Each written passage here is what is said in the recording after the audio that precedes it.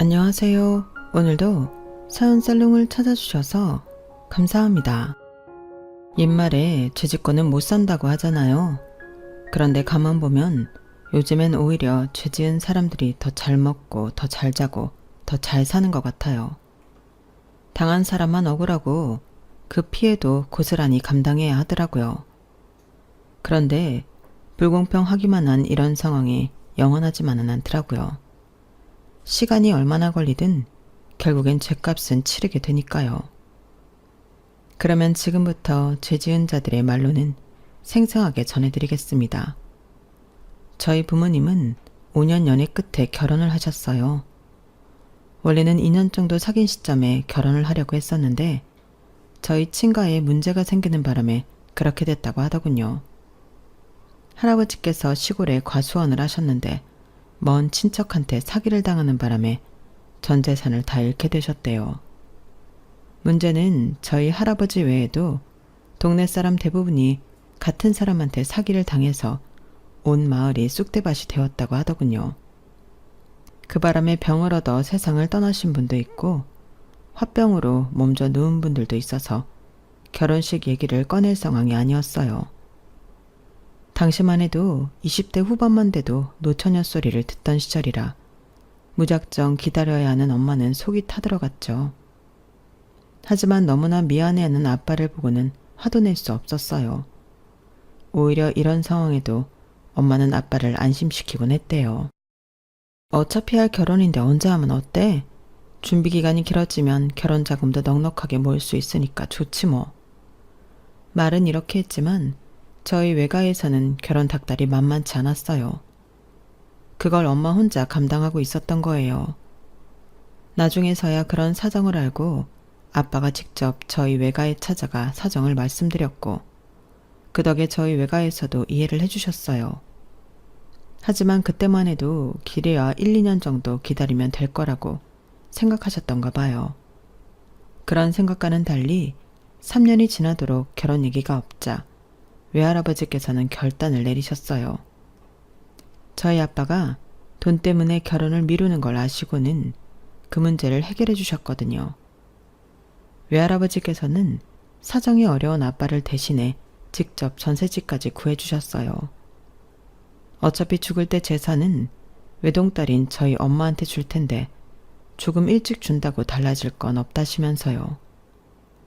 자존심 때문에 거절할 줄 알았던 아빠는 의외로 순순히 외할아버지 뜻을 받아들였고 그렇게 저희 부모님은 결혼식을 올릴 수가 있었어요. 집안이 망한 데다 본가가 있는 시골의 일가 친척들은 몇 년 전 있었던 사기로 다들 어려운 참이라서 결혼식은 서울에서 치르셨다고 하더라고요. 본가로 내려가서 해봐야 올 사람이 그리 많지 않았거든요. 그래서 저희 할머니 할아버지랑 가까운 친척 몇 분만 서울로 올라오셔서 결혼식에 참석했어요. 다행인 건 외가 쪽 친인척과 지인들이 많아서 그래도 하객수가 적지는 않았다고 하더군요. 언젠가 엄마가 그러는데 그때 외할아버지 뜻대로 결혼식을 서둘러 하지 않았으면 모르긴 해도 엄마는 아빠랑 헤어졌을지도 모른다고요. 한번 꼬꾸라진 저희 친가 살림은 나아질 기미를 보이지 않았고 아빠는 밑 빠진 독에 물을 붓듯이 매달 들어오는 월급을 본가로 보내야 했거든요. 결혼한 뒤에도 상황은 달라지지 않았어요. 결국 보다 못한 외할아버지께서 저희 친할아버지 과수원을 되찾아 주셨고 과수원을 되찾고 3년 만에야 저희 본가는 어느 정도 자리를 잡을 수 있었어요. 외할아버지께서 나중에 삼촌들이 어쩌지 못하게 과수원을 저희 엄마 명의로 사주셨기 때문에 엄마는 시집살이 없이 시댁에서 어깨를 펴고 살 수 있었어요. 게다가 동네에선 다 쓰러진 시댁을 살렸다며 복덩이 며느리란 소리까지 듣게 되었고요. 집안을 살려준 며느리에 대한 고마움이 컸던 저희 할머니 할아버지는 정말 저희 엄마한테 잘해주셨어요. 제 친구 엄마들은 명절에 시댁에 가서 일만 죽어라 하고 온다고 명절만 되면 부모님들이 싸운다는 얘기를 했지만 저희 집은 전혀 달랐어요. 아우, 서울서 여기가 어디라고 오니? 애 키우며 살림하는 것도 힘들 텐데 차례 준비는 내가 애들 데리고 알아서 준비할 테니까 니들은 그냥 서울서 쉬어. 애 데리고 왔다 갔다는 것도 일이다. 참, 사돈어른 댁에 배하고 사과 포도 한 박스씩 보냈으니까 내일쯤 도착할 거다. 차례 지냈을 때 쓰시라고 해라. 씨알이 굵어서 차례상에 올리기 좋을 거다.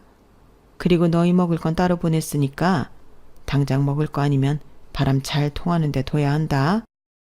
맏며느리한테 힘드니 명절에 본가로 오지 말고 집에서 쉬라고 하는 시어머니가 세상에 몇이나 되겠어요.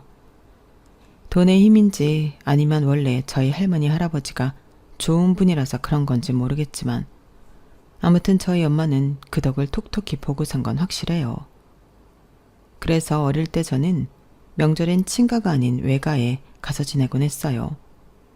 하지만 호의가 계속되면 당연한 걸로 여긴다고 저희 친할머니, 할아버지의 배려 속에 지내던 엄마는 점점 더 시댁과 멀게 지내게 되었고 어느 순간부터 시부모는 가끔 전화로 안부나 드리고 용돈이나 보내드리면 되는 존재로 생각했던 것 같아요.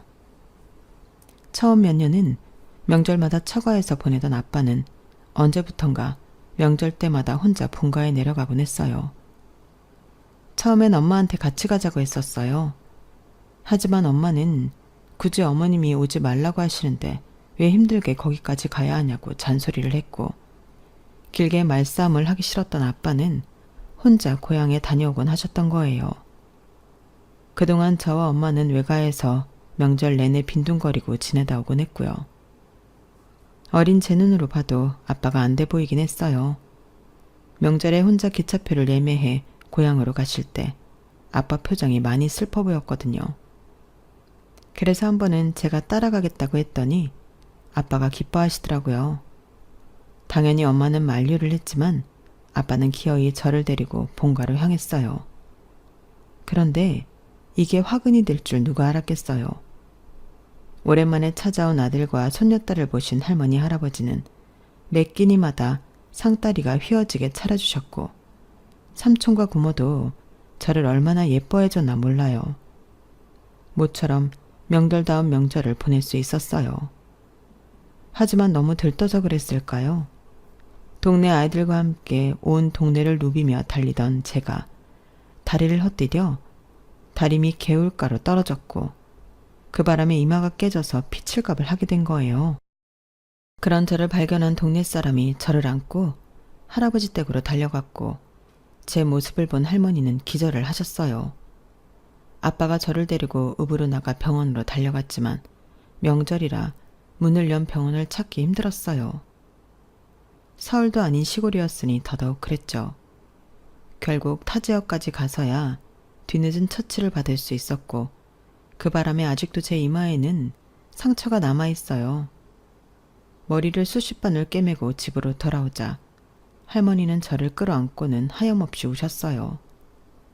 어린 눈으로 보기에도 다친 저보다도 할머니가 더 아파하고 고통스러워 하시는 것 같더라고요.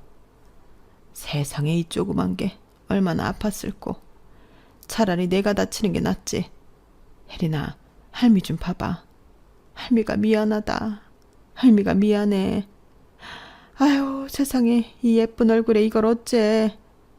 한창 즐거워야 할 명절 연휴는 그렇게 제 사고로 엉망이 되었어요. 하지만 더 큰 문제는 그 다음이었어요. 집에 돌아오자 엄마가 제 이마에 상처를 보고는 난리가 났거든요. 이게 뭐야? 당신 도대체 애도 제대로 못 보고 뭐 한 거야? 그러길래 내가 혜린이 데려가지 말랬지. 그렇게 가고 싶으면 당신 혼자 갈 일이지. 왜 애는 데려가서 이 꼴을 만들어 와? 애가 이 지경이 되도록 당신 식구들은 뭐 하고 있었던 거야? 애 하나 제대로 못 보고 뭘 했냐고. 아빠는 죄인처럼 연신 미안하다는 말을 하며 고개를 숙이셨지만 엄마는 쉽게 화가 가라앉지 않았어요. 다른 것도 아니고 여자의 얼굴에 상처를 만들었다고 엄청 화를 내셨죠. 하지만 엄마는 딱 거기까지만 해야 했어요. 거기서 멈췄으면 그냥 끝날 일이었는데 기어이 엄마는 본가에 전화해 할머니 할아버지께 하지 말아야 할 말까지 해버렸거든요. 자식이 다쳐서 화가 난 건 충분히 이해하지만 그래도 그 정도가 심했던 거예요. 시부모한테 며느리가 하는 말이 아니라 자신이 부리는 사람한테 호통치는 느낌이었어요. 그걸 본 아빠는 참고 넘어갈 수가 없었어요. 안 그래도 경제적인 문제 때문에 며느리를 어려워하시던 부모님이 이제는 며느리한테 꾸중까지 듣고 살아야 한다니 아들로서 너무 죄송했을 거예요. 참다 못한 아빠는 수화기를 뺏어버렸어요. 그리곤 참았던 말을 쏟아내기 시작했죠. 그만 좀 해. 혜린이 다친 게 엄마 탓이야? 애가 놀다가 다친 거잖아. 그러니까 애초에 왜 애를 데리고 거길 갔냐고. 애를 데리고 갔으면 옆에서 챙기기라도 했어야지. 왜 밖에 내보내냔 말이야. 우리 혜린이 지금껏 나나 우리 엄마랑 있을 땐 손톱만큼도 다친 적 없었어. 왠지 알아? 엄마랑 내가 애한테서 눈을 떼지 않았으니까 그런 거라고. 근데 어머님은 뭐야? 혜린이한테 애들이랑 밖에서 놀고 오라고 그랬다잖아. 왜 애를 혼자 밖에 보내냐고. 그럼 애를 집에서만 끼고 있어야 되니? 서울에서 못 뛰어노니까 시골에 살아도 실컷 뛰어놀게 해주려고 그러신 걸 모르겠냐고. 넌 어떻게 모든 걸 우리 엄마 탓으로만 돌리려더니? 네 눈에는 돈 없는 시부모는 어른으로도 안 보이는 거야? 너 우리 부모님한테 하는 거 보면 집에서 부리는 하인대하듯 해. 이래라 저래라 명령하고 네 마음에 안 들면 전화해서 지랄하고 어디 며느리 무서워서 살겠냐고. 아니 내가 뭘 그렇게 함부로 했다는 거야? 진짜 모르겠냐? 좋아. 그럼 지금부터 나도 네가 우리 부모님한테 하듯이 너네 부모님한테 할 테니까 네 눈으로 똑똑히 봐. 평소에 네가 어떻게 행동했는지. 그날 엄마와 아빠는 밤 늦게까지 말다툼을 하셨어요. 그리고 그날부터 부모님 사이는 전과는 확실히 달라졌어요. 눈에 보이지는 않았지만 매 순간 전쟁을 벌이는 것 같은 기분이 들었거든요. 가족끼리 외식을 하는 일도 없어졌고 나들이를 가는 일도 없었어요. 전에는 주말에 마트도 같이 가고 외갓집에도 수시로 가서 저녁을 먹고 오곤 했는데 부모님이 다툰 그날부터 모든 게 달라졌어요. 특히 외가를 대하는 아빠가 말이죠. 아빠는 엄마가 본가에 가지 않는 것처럼 외가의 발길을 뚝 끊으셨어요. 저희 집에서 외갓집까지는 걸어서 5분 거리였는데 아빠는 그 짧은 거리를 아예 머릿속에서 지워버린 것 같더라고요. 전에는 외할아버지와 종종 낚시를 다니셨는데 이후로는 낚시 가자는 외할아버지 제안을 전부 거절하셨어요. 게다가 김장 때는 외가에 가서 배추도 씻고 무거운 짐도 나르며 일을 도왔었는데 그것 역시 모두 그만둬 버렸어요. 아예 외가의 발길을 끊어버린 거예요. 외할아버지 생신이나 어버이날에도 아빠는 일을 핑계로 외가에 가지 않았어요. 그렇다 보니 언젠가부터 외가에서도 아빠는 부르지 않게 되었어요. 이제 부모님 사이에 남은 건 정이 아니라 서로에 대한 미움과 서운함 뿐인 것 같았어요. 두 분이 언제 헤어져도 이상하지 않을 것처럼 보였거든요. 부모님이 이혼을 한 건 제가 중학교 3학년에 올라가던 해였어요. 살던 집을 팔아 거기서 예전에 외할아버지께서 내주셨던 전세 보증금을 제하고 분할을 하기로 했는데 아빠가 그러지 말라고 하더라고요. 자신이 받아야 할 목 대신 시골 과수원을 명의 이전해달라고 말이죠. 액수로 봤을 때 아빠가 손해였지만 아빠한테는 돈보다는 부모님의 과수원이 더 소중했던가 봐요. 어찌됐든 그 덕에 엄마는 집을 팔지 않아도 됐고 여전히 저와 둘이 그 집에서 살 수 있었어요. 아빠는 집을 나가 회사 근처 오피스텔에서 생활을 하셨어요. 하지만 몇 년 뒤 제가 대학에 들어가던 해에 아빠는 회사를 그만두고 본가로 내려가셨어요. 아빠 말로는 회사에서 제시한 희망퇴직 조건이 좋아서 그런 결정을 내리셨다고 하는데 자세한 내막은 저도 잘 모르겠어요. 엄마는 이혼을 하면서 아빠한테 양육비를 청구하지 않았어요. 그래서 외할머니는 툭하면 엄마한테 헛똑똑이라고 그러셨어요. 남들은 위자료도 받고 이혼한다는데 넌 어떻게 된 게 받아야 할 양육비도 못 받고 이혼을 하니? 아주 한 서방만 좋은 일 시켜줬지. 아무것도 없이 몸뚱아리 하나만 들고 와서 누릴 거 다 누리고 살다가 갔으니 말이야. 아유, 분통 터져. 이 사람이 참. 뭐 듣기 좋은 소리라고 애 앞에서 떠들고 그래? 앞으로 이 집에서 한서방 얘기는 아무도 꺼내지 마. 배은망 넣고 놈 같으니라고. 외할머니와 외할아버지께서 저희 아빠는 철천지 원수대하듯 하셨어요. 하지만 두 분이 그럴수록 엄마는 더더욱 아무 말도 하지 않았어요. 아니, 할 말이 없었을 거예요. 저희 부모님의 결정적인 이혼 사연은 엄마의 외도였으니까요. 아빠는 그걸 누구에게도 말하지 않으셨고 거기에 대해 엄마나 엄마의 내연남한테 위자료조차 청구하지 않았어요.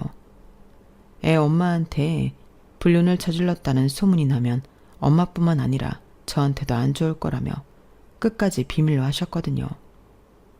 그럼에도 불구하고 저를 엄마한테 맡긴 건 오로지 저 때문이었어요. 엄마한테는 돈 있는 친정도 있으니 따로 일을 안 해도 저를 키울 수 있지만 아빠는 스스로 돈을 벌어서 저를 키워야 했기 때문에 옆에서 보살펴줄 여력이 없었거든요. 대신 언제고 아빠가 원하면 저를 만날 수 있었어요. 두 분이 이혼을 하고도 제가 아빠랑 자유롭게 연락하고 만날 수 있었던 것도 이런 이유 때문이었어요. 부모님이 이혼하신 뒤 제가 본가를 찾은 건 대학교 3학년 때였어요. 1년 동안 미국으로 어학연수를 떠나기 전에 인사를 드리러 간 거였어요. 어릴 때 제가 본가에 내려왔다가 다친 이후 만나지 못했던 할머니 할아버지는 그 사이 많이 늙으셨더라고요. 너무 반가운 나머지 할머니께서는 저를 보자마자 눈시울을 붉히셨어요. 떨어져 지낸 기간이 길어서 다소 서먹하긴 했지만 그래도 할머니 할아버지 정을 느끼는 데는 그리 오랜 시간이 걸리지 않았어요. 뭐든 하나라도 더 먹이려고 쉼없이 먹을 걸 내어오는 할머니. 별다른 말씀은 없어도 저를 바라보는 흐뭇한 표정의 할아버지를 보니 이분들이 나를 얼마나 사랑해 주시는지 모를 수가 없었거든요. 연세 드신 할아버지를 대신해 온전히 과수원을 맡아서 운영하시는 아빠를 보니 완전 시골 농부가 다 됐더라고요. 제 기억 속 넥타이를 메고 출퇴근을 하시던 아빠의 모습은 상상도 하기 힘들 정도로요. 전보다 살은 빠지신 것 같지만 햇살이 그을린 탓에 까무잡잡해져서 그런가 오히려 전보다 건강해 보였어요. 일주일 동안 본가에 지내면서 그동안 떨어져 지냈던 아쉬움과 그리움을 어느 정도 채울 수 있었어요. 물론 제가 자라는 동안 곁에서 돌봐주신 외할머니 외할아버지께 감사드리지만 친할머니 친할아버지를 생각하면 가슴 한구석에 미안함이 있었거든요. 제가 그때 밖에서 놀다가 다치지만 않았더라면 두 분이 저희 엄마한테 심한 말을 듣지 않으셔도 됐고 맏아들의 이혼을 경험하지 않으셔도 됐을 테니까요. 그래서 더 출국 전에 본가에 들리고 싶었어요. 혹시 저를 원망하고 계시면 어쩌나 걱정했는데 오히려 지내시는 동안 사랑을 듬뿍 받을 수 있어서 되려 감사하더라고요. 덕분에 그동안 마음속에 가지고 있던 짐을 내려놓을 수 있었어요. 그래서 미국에 있는 동안 친할머니, 친할아버지와 영상통화도 할 정도로 많이 편해졌어요. 미국에서 어학연수를 하는 동안 현지에서 남자친구도 사귀게 되었어요. 교포 2세로 미국에서 나고 자랐지만 부모님이 모두 한국인이라서 한국말을 능숙하게 잘했어요. 대부분 교포분들이 자식들한테 한국말보다는 영어 사용을 강요하시는데 남자친구 부모님은 오히려 그 반대셨더라고요. 갑자기 모국어를 잊으면 정체성도 잃게 된다며 집에서는 항상 한국어를 사용하게 하셨대요. 그래서 본인은 물론 형도 한국어를 잘한다더라고요. 하지만 정작 저랑 사귀는 동안에는 한국어 대신 영어를 사용했어요. 제가 영어를 익히려고 어학연수를 떠난 건데 거기서 한국어로 대화를 하면 완전 돈 낭비가 아니고 뭐겠어요. 그렇게 1년 가까이 연애를 한 우리는 제가 한국으로 돌아가게 되면서 장거리 연애를 하게 되었어요. 물론 남자친구가 휴가를 이용해 한국에 들어오기도 하고 제가 방학 때 미국으로 가기도 했지만 보고 싶을 때 쉽게 볼 수 없다는 건 정말 힘들긴 하더라고요. 오죽하면 제가 졸업 후 미국에 있는 회사에 취직을 할까 고민을 했겠어요. 그런데 제가 대학을 졸업하고 한국에서 취직을 한 지 2달 만에 남자친구한테서 기쁜 소식이 왔지 뭐예요. 혜린아, 나 한국지사로 가게 됐어. 정말? 아니, 그동안 아무 말도 없더니 갑자기 이게 무슨 일이야? 사실 어떻게 될지 몰라서 그동안 비밀로 했는데 우리 부모님이 한국으로 들어가시게 됐거든. 여기서 돈도 많이 버셨고 아무래도 노년은 마음 편히 고국에서 살고 싶으시대. 그래서 나도 같이 들어가려고 회사에 신청을 해봤지. 당장은 못 가더라도 언젠가 자리가 나면 갈 수 있을까 해서. 그런데 오늘 연락이 온 거야. TO가 나서 한국지사로 발령이 났다고. 완전 럭키지. 이때까지만 해도 우리는 세상을 다 가진 것처럼 들떠 있었어요. 한창 서로한테 빠져있던 시기였으니까요. 먼저 한국행을 준비하셨던 남자친구 부모님은 그곳에서 하시던 사업체와 집을 정리하고 오셔야 해서 오히려 남자친구가 먼저 한국으로 들어오게 되었어요. 같이 부동산 중개소를 다니며 남자친구가 살 집을 고르고 마트를 돌며 침대 씻으며 그릇 같은 살림살이를 사는데 마치 신혼살림을 준비하는 기분이 들더라고요. 그건 남자친구도 마찬가지였어요. 우리 꼭 신혼부부 같다. 우리 차라리 동거할까? 아니다. 그냥 결혼하자. 장난처럼 시작된 결혼 얘기였지만 이상하게 마음이 끌리더라고요. 둘 다 직장도 있는 성인이고 안 될 게 없으니까요. 2년 넘게 사귀어오면서 서로에 대한 확신도 생겼고 무엇보다 이제는 떨어져 지내기 싫었거든요. 하지만 몇 달 뒤에 남자친구 부모님이 한국에 돌아오시면 집도 준비해야 하고 한국 생활에 적응하셔야 해서 당장 우리 결혼 얘기를 꺼내는 게 시기상조라는 생각도 들었어요. 어느 정도 상황이 안정되면 그때 얘기를 꺼내는 게 좋겠다고 말이죠. 그래서 일단은 엄마랑 아빠한테 남자친구를 소개하는 정도에서 끝냈어요. 주말에 남자친구와 함께 아빠가 계신 본가에 내려가 인사를 시켰더니 아빠도 그렇고 할머니 할아버지도 무척 좋아하시더라고요. 남자친구 부모님이 한국에서 살 때 과수원을 하셨다는 얘기를 하자 특히 더 좋아하셨어요. 이번에 부모님이 한국에 들어오시면 함께 놀러 오겠다는 말도 잊지 않았어요. 이게 나중에 어떤 결과를 초래할지 모른 채 말이죠. 남자친구가 한국에 온 지 8개월 뒤 남자친구 부모님이 한국으로 들어오셨어요. 남자친구 형은 미국에서 결혼해 정착해서 살고 있었기 때문에 부모님만 들어오셨더라고요. 그런데 남자친구가 말했던 것과는 달리 남친 부모님의 첫 인상은 그리 좋지 않았어요.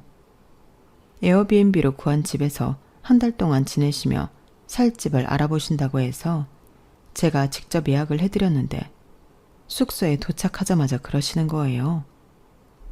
아유, 이런 데를 돈 주고 빌린 거야? 혜린아, 너 보기보다 안목이 낮구나. 우리 며느리로 들어오면 내가 가르칠 게 많겠어? 제가 미국에서 어학연수를 할 때 몇 번 식사 초대를 받은 적이 있어서 남자친구 부모님과는 가깝게 지내왔어요. 너무 친해서 그런 건지 아니면 본심인 건지 대뜸 이러시더라고요. 제 딴엔 어머님이 원하는 조건 리스트대로 괜찮은 집으로 고른 건데 마음에 안 드는 티를 팍팍 내시더라고요. 수고했다는 말도 한마디 안 하시고 말이죠. 그게 내심 서운해서 평소보다 말을 덜 했더니 남자친구가 기분 안 좋냐고 묻더라고요. 그래서 솔직히 서운하다고 말을 했죠. 4시간 들어가며 기껏 도와드린 건데 그렇게 말씀하시니까 기분이 좋을 수 있겠냐고요. 우리 엄마가 뒤끝은 없는데 생각나는 대로 말하는 버릇이 있어. 내가 대신 사과할게. 그래도 아까 보니까 욕실도 그렇고 특히 정원이 마음에 드시는 모양이던데 며칠 지내보시면 또 마음이 달라져서 고맙다고 그러실지도 모르니까 기다려봐. 그런데 남자친구 말대로 며칠 지나자 어머님이 전화를 하셨더라고요. 예, 혜린아, 이 집 너무 마음에 든다. 내가 아주 아침에 정원을 볼 때마다 기분이 너무 상쾌해져. 어쩜 서울 시내에서 이런 집을 골랐니? 혜린이 덕분에 아줌마가 너무 행복하다 얘. 이전과는 완전히 달라진 평가에 어이가 없기도 했지만 그래도 고맙다고 하시니 다행이다 싶었어요. 가만 보니까 어머님은 순간 떠오르는 생각이나 화를 참지 못하는 성격이더라고요. 그래놓고 며칠 지나면 언제 그랬냐는 듯이 웃고 깔깔대는데 처음엔 적응이 안 돼서 어머님한테 맞추느라 많이 피곤했어요. 하지만 남자친구 말대로 시간이 지나니까 그러려니 하고 넘길 수 있을 정도는 되더라고요.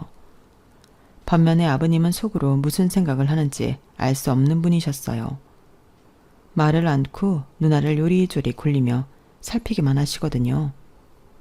처음 그 모습을 봤을 때 솔직히 간신배 같은 느낌이었어요. 누나를 굴리면서 살살 거짓말이나 하는 사람일 줄 알았거든요. 그런데 말수도 적으시고 딱히 불평도 없는 분이셔서 제가 잘못 판단한 거라고 생각했지만요. 남자친구 부모님은 한 달 내내 발품을 팔아 집을 구하러 다니신 끝에 설해마을에 집을 구하셨어요. 근처에 빵집도 많고 동네가 포근하다는 게 선택 이유였죠. 오랜 세월 미국에서 사시느라 라이프 스타일이 많이 바뀌신 탓에 마음에 드는 동네가 딱히 없었는데 설해마을을 둘러보시고는 여기다 싶으셨다더군요. 그런데 남자친구를 통해 집값을 들어보니 엄청나더라고요. 미국에서 마트 여러 개를 가지고 계셨다더니 정말 재산이 많긴 한가 보더라고요. 부모님께 각각 이 얘기를 했더니 놀라면서도 좋아하는 엄마와는 달리 아빠 반응은 뜨뜨미지근했어요. 아무래도 엄마랑 사실 때 돈 많은 처가에 눌러 살았던 기억이 나서 그러셨던가 봐요. 그래도 우리 집도 그리 떨어지는 집은 아니니까 상관없다고 생각했는데 막상 결혼 얘기가 본격적으로 오가고 나니까 이게 또 상관없지만은 않더라고요.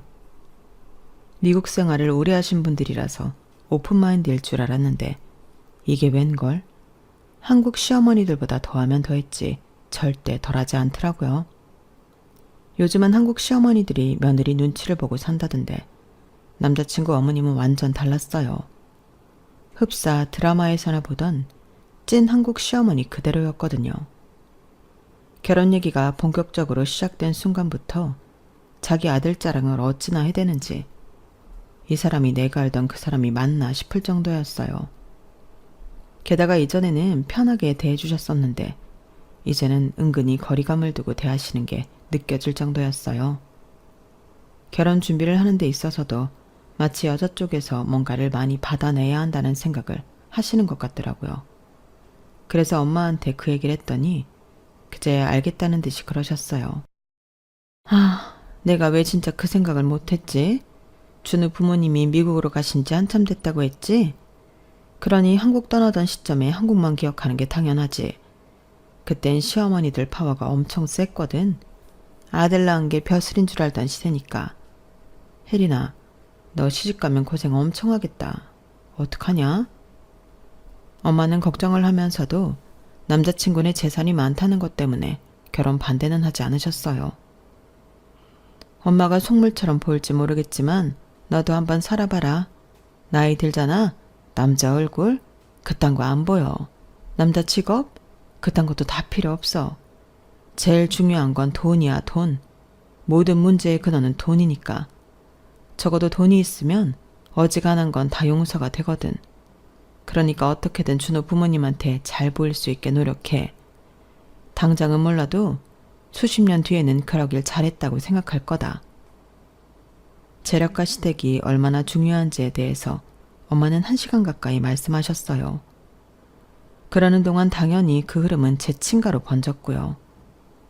쥐뿔도 없는 집에 시집을 가게 돼서 자존심도 상하는 일이 많았고 때로는 감당하기 벅찼다시며 저만큼은 그런 일을 겪지 않길 바라셨어요.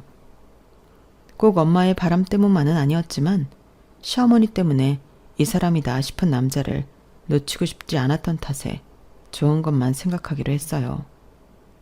나중에 보면 이렇게 넘겨버린 사소한 징후들이 커다란 문제를 만들기 마련인데 그땐 귀찮은 마음에 그냥 넘겨버렸던 거죠. 저희 엄마는 일단 상견례부터 하고 세부적인 건 차차 맞춰가기를 바랐어요. 하지만 남자친구 부모님은 세부적인 것까지 결정지은 다음 마지막에 상견례를 하자고 하더라고요. 그 얘긴 돌려 말하면 세부적인 조율이 되지 않으면 결혼은 없던 일로 하겠다는 계산이 깔려있는 거였어요. 저희 엄마 역시 이런 저희를 모르는 바가 아니었죠. 시어머니의 요구사항은 도가 지나칠 정도였어요. 말도 안 되는 혼수와 예단은 기본이고 모든 일정과 결혼식 구모를 자신이 원하는 대로 따르라고 일방적인 통보를 해왔거든요. 그러면서 말끝마다 재력을 과시하면서 저희 집을 깎아내렸어요. 저희 엄마랑 통화를 하면서도 일부러 대화 중간중간 영어를 섞어가며 일부러 기를 주기로 했고요. 그로 인해 엄마는 자존심에 많은 상처를 입었어요. 엄마랑 아빠랑 결혼할 때만 해도 갑의 입장이었다면 이번엔 철저히 을의 입장에서 결혼 준비를 하게 된 거였죠. 상황이 이렇게 뒤바뀌고 나니 이제야 엄마도 아빠가 어떤 심정이었을지 조금은 이해가 갔던가 봐요. 이혼하고 한 번도 아빠와 연락을 하지 않았던 엄마가 아빠한테 전화해 지난 일에 대해 사과를 했더라고요. 그러면서 예비시댁과 있었던 일들을 전해주었고 얼마 뒤 아빠는 저와 남자친구를 과수원으로 불렀어요. 아빠는 저희 두 사람을 불러 아빠가 왜 결혼에 실패했는지 솔직하게 말씀해 주셨어요. 결혼이라는 게 부모로부터 독립해서 사랑하는 사람과 가정을 이루는 것일 텐데 나는 그러지 못했어. 내 가정을 꾸릴 돈도 없었고 자신도 없었거든. 결국 장인어른 도움으로 가정을 꾸리게 됐고 거기서부터 모든 문제는 시작됐던 것 같아. 첫 단추를 잘못 끼웠는데 결과가 잘 나올 리가 없잖니?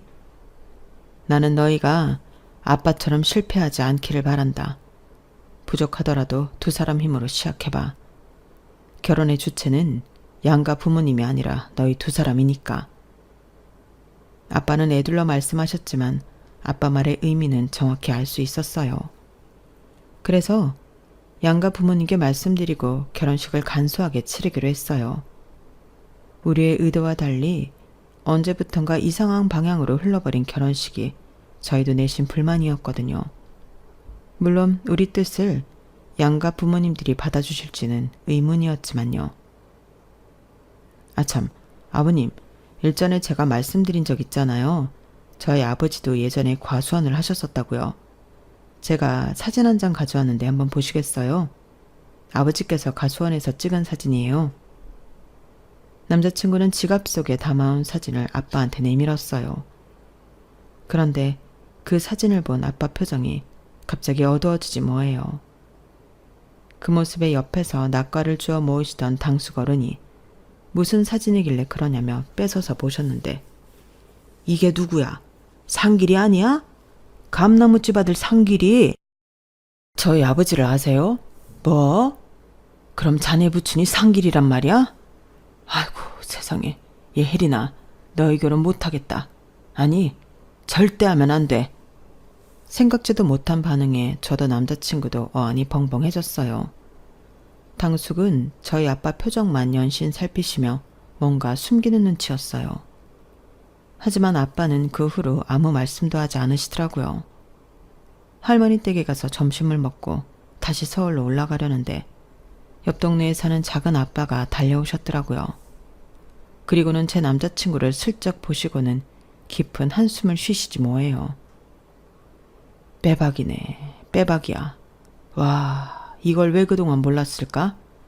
만날 사람은 어떻게든 만나게 돼 있다니 이걸 보고 한 소리야? 영문을 모르는 말만 하시고는 방으로 들어가 아빠랑 한참 얘기를 나누셨어요. 괜히 저는 남자친구한테 민망한 상황이 되어버렸죠. 밥이 입으로 들어가는지 코로 들어가는지 모른 채 식사를 마친 우리는 서둘러 자리에서 일어났어요. 더 있었다가는 기분만 상할 것 같았거든요. 그런데 아빠랑 작은 아빠가 같이 서울로 가시겠다며 따라 나오시지 뭐예요. 그런데 아빠는 작은 아빠 차를 타고 저희 뒤를 따라 서울까지 오셨어요. 그리고는 다짜고짜 예비 시아버지를 만나시겠다며 아버님이 계시는 스크린 골프장으로 찾아가셨어요. 그리고 얼마 뒤 저는 파혼을 하게 됐답니다. 도대체 무슨 일이 있었냐고요? 세상이 좁다고 하더니 어떻게 이런 일이 벌어진 건지. 글쎄 남자친구 아버지가 오래전 고향에서 저희 할아버지와 마을 사람들한테 사기를 쳤던 그 사기꾼이었던 거 있죠. 그렇게 사기친 돈으로 미국으로 이민을 가서는 그동안 호의호식하며 살았더라고요. 사기를 당한 사람 중에는 화병으로 쓰러진 사람도 있고 엄청난 빚을 감당 못해서 스스로 세상을 떠난 분도 있는데 말이죠.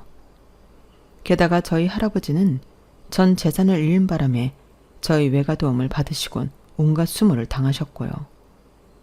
이 사실을 전해들은 엄마는 마치 자신이 당한 일처럼 광분하셨어요. 아빠한테 전화해 변호사를 붙여주겠다며 끝까지 싸워서 뺏긴 돈 다 돌려받으라고 하셨어요. 혜린 아빠, 내가 변호사한테 전화 상담 받아보니까 그 인간들 해외에 나가 있는 동안은 공소시효가 멈춰서 충분히 법적 처벌이 가능하대. 그러니까 돈이 얼마가 들든 변호사 비용은 내가 빌려줄 테니까 걱정 말고 최고로 좋은 변호사 구해서 소송해. 이것들이 감히 어디라고 그 더러운 낯짝을 들고 나타나? 아주 제대로 뭉개버리라고. 엄마는 만사 제쳐두고 그쪽 방면으로 승률이 높은 변호사를 구해 아빠와 마을 사람들한테 붙여주었어요. 처음엔 해외 도피 기간 동안 공소시효가 멈춘다는 걸 몰랐던 예비 시아버지는 되려 큰 소리를 치며 세게 나왔다가 나중에서야 사태 파악을 하고는 합의하자며 꼬랑지를 팍 내리더라고요. 하지만 아빠를 비롯해 동네 분들은 전원 합의를 거절하고 법정 싸움에 돌입하셨어요. 자신들이 고통받고 살아온 동안 수십 년을 미국에서 부를 누리고 살아왔다는 얘기를 듣고는 합의할 마음이 싹 사라졌다더라고요. 남자친구를 생각하면 안 된 일이지만 팔은 안으로 굽는다고 저 역시도 결혼보다는 아빠의 소송을 응원하게 되었어요. 그 돈 때문에 저희 부모님이 이혼까지 하시는 걸 곁에서 지켜본 저로서는 도저히 남자를 택할 수가 없었거든요. 현재 재판은 진행 중이고 큰 이변이 없는 이상 승소는 당연한 일이라고 했어요. 비록 저는 이번 일로 파혼을 하게 됐지만 그래도 한 가지 깨달은 게 있어요. 자신이 지은 죄는 당장이 아니더라도 언젠가 부메랑이 되어 내가 가장 아끼는 사람에게 상처를 입힌다는 걸 말이에요. 이게 바로 복은 못 쌓더라도 죄는 짓지 말아야 하는 이유가 아닐까 생각합니다. 지금까지 제 사연을 들어주셔서 감사합니다. 여러분들의 삶에도 매일매일이 복으로 가득하시길 진심으로 바랍니다. 여러분, 사연 댓글에 응원과 현명한 조언 부탁드려요. 좋아요와 구독은 저에게 큰 힘이 됩니다. 오늘도 좋은 일 가득하세요.